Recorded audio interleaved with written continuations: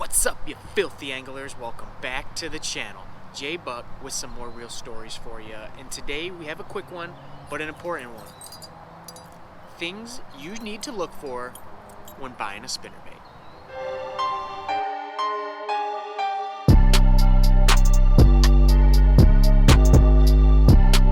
Alright, welcome. Things to look for when you're buying your spinnerbait.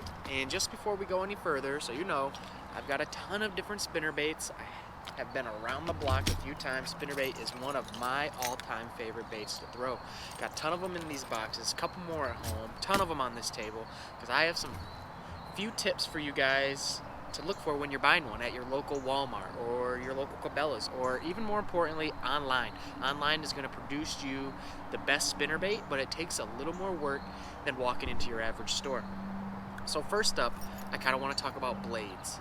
I don't want to get too depth on blade sizes and colors. That could be in a whole other video, but blades are important. Know that.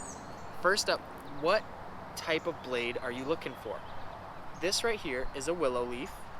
There's all sorts of kinds. There's willow leaf, Colorado leaf, Indiana blades. Here's a Colorado blade. It's got a wider profile. Flatten that out. And it creates more thump than, say, a willow leaf. But that's going to be up to you and what type of bait fish are in your ponds or in your lakes. Now there's an Indiana blade, which is kind of a crossbreed of the two. It's kind of got a wide base, but it's a little thinner like the willow blade. And now there's all sorts of customizations and different ones out there, stamped, little hammer patterns, all sorts of different blades. But the main two to think about are willow leaf and Colorado.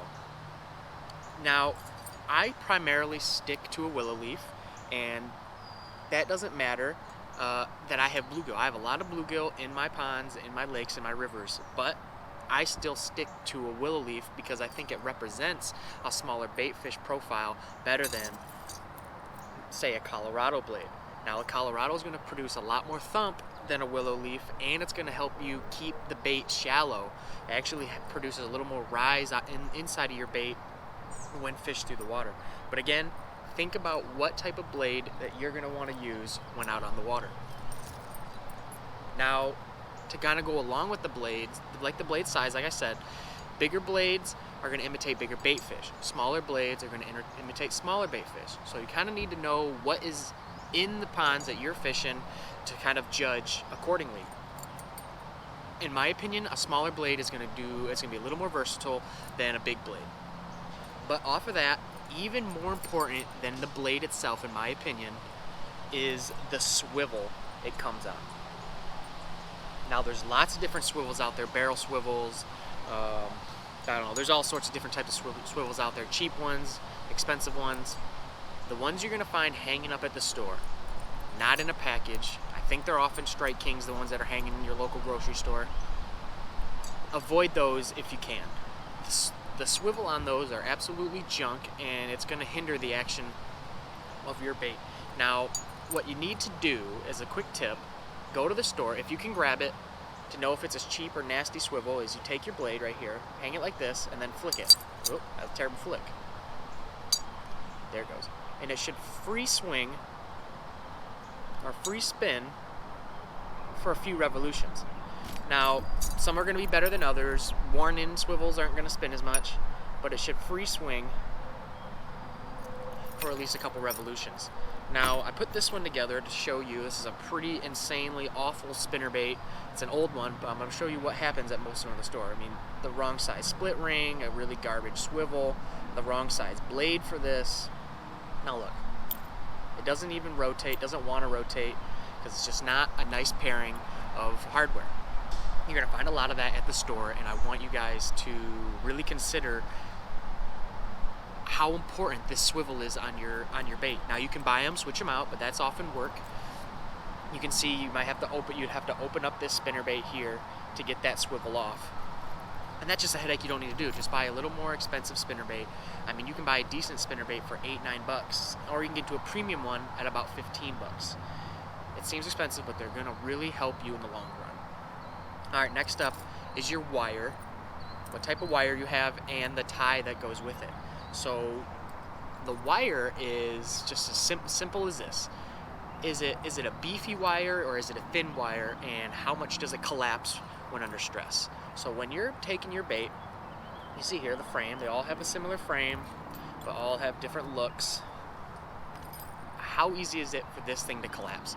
Does it collapse easily when you run your fingers over it, or is it kind of stout?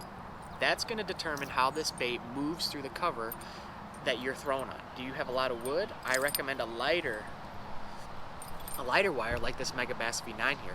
The wire is completely different than a lot of them on the water, but it's very soft and it's very thin. Collapses very easily.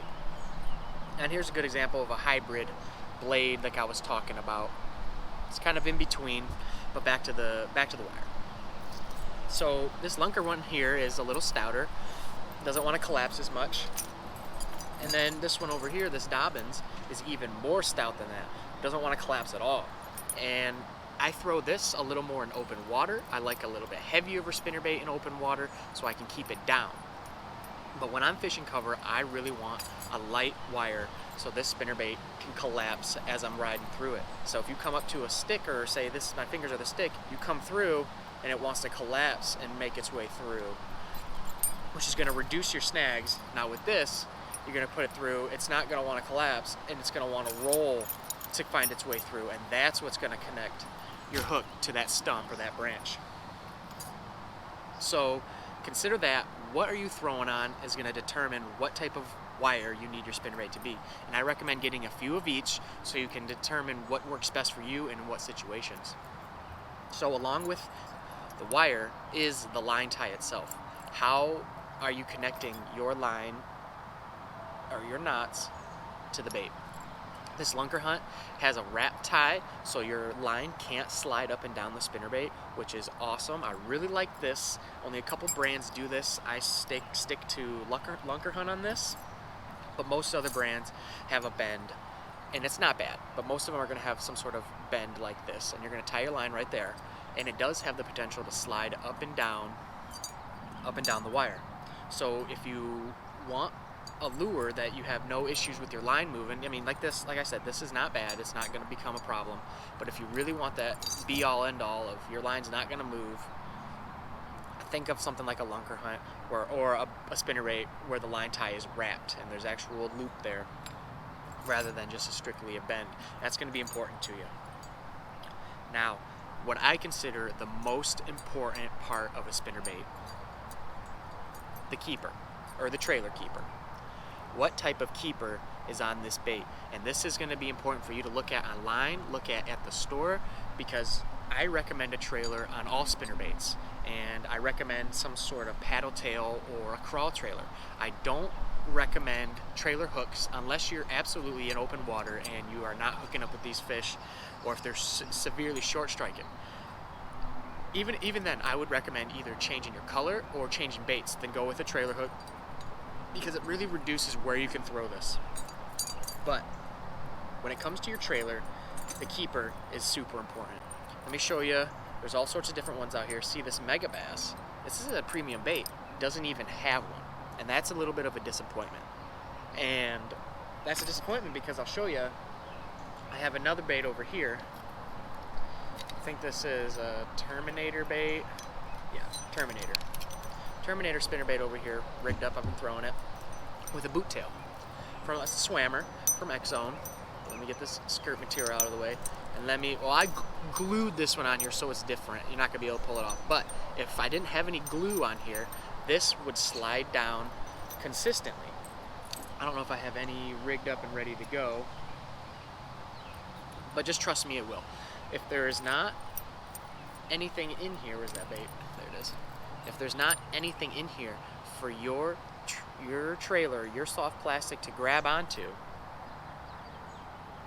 then it's going to slide down when you come through snags or you come through grass, or even if you're fighting a fish. Especially when they start to get worn out, it will always fall down and it just becomes a nightmare. Now, in my opinion, this is even worse. I think this is a War Eagle, Screaming Eagle, some sort of the eagle, and this is more meant for one of those hollow belly paddle tails so you can slide it up around there. Now your Kitex or your Rage Swimmers, your Swammers, this is going to be a nightmare. This is not the type of keeper that you're going to want on your bait. This is where all the weight is pretty much in this bait, and I'm just very disappointed. Look how much little room there is for the hook, and I mean, it's a nice bait. It's got a lot of good hardware, but I'm very disappointed in that keeper. Keepers are super important. I'll say that again. Now this Dobbin does a really nice job. I'll show you. It's a double barb keeper. That is really nice because you're going to be able to put pressure on the top of your bait and the bottom of your bait, and you push it on there and kind of draw it back just a little bit so these barbs can hook in backwards. It's the same as your hook. It's going to come in and it's not going to come out. This is the type of keeper that you're going to want to have on the water. At the most premium level, this is not that much an expensive of a bait, and it comes with a good keeper. Some brands out there do this as well, and they're on the cheaper end. This is a Lunker Hunt, and they do a double barb as well. It's smaller, but they also do it. So consider your keeper when out on the water. Now finally, when it comes to the trailer itself, that's pretty critical on the size of your spinnerbait and the blades that go with it. You can see that my trailer is pretty long here. This is, I believe, a 4.8 Kitech. Might be a little bit bigger, but it's a Kitech. And it's on there, on this Dobbin's blade. You can see where my blade runs, and my bait actually extends farther than the blades. Honestly, that's not optimal. You can see how far back my trailer, the boot tail is compared to my blade.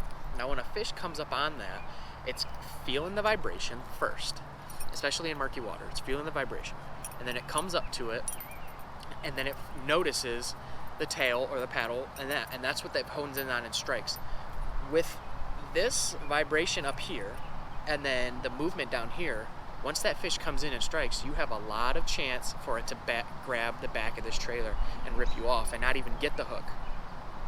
Now listen, what happened in all situations, because you can see I have this rigged up, and this has been pretty successful for me. But if you're just jumping into it, I recommend getting you a system that's fairly close. You can see this Terminator here with the swammer. It's a lot closer. The blade is to the back of this boot tail. It's not perfect, but it's a lot closer, and that's going to make your package a lot tighter, and when these fish come in on it, they'll have a lot better chance of grabbing the hook rather than getting the tail or just the blades. You want this to be pretty close. But there you have it, guys. Those are some simple tips that I want you to consider when out on the water with spinnerbaits, or when you're at the store. Now, I can do videos in the future about really in-depth videos on the spinnerbait. I mean, I've got all sorts of spinnerbaits. I've got black spinnerbaits. I've got all chartreuse spinnerbaits. I've got frog-looking spinnerbaits, color-painted blades. We can talk about all that in another video. But for now, for you beginners at home, this is going to be a great tip when looking at your local store for a spinnerbait. The last thing I can say is consider online. There's going to be a lot more options for you than what you can find down at your local store or your local bait shop. I know you want to support those guys. I love supporting local businesses too, but sometimes you need to branch out, especially if you're going to be in tournament situations, because the same guy that is your neighbor is fishing the same shop, and he's buying those baits that are in there because they're easy access and you can get on the water quick and you don't have to wait. But I hope this helps you. If you learned something, give it a like, this video, subscribe to my channel if you're new, or tell a buddy about the channel, because there's a lot of things coming that I think you guys are going to enjoy. Thanks for watching, guys. I appreciate you tuning in, and I'll catch you in the next video.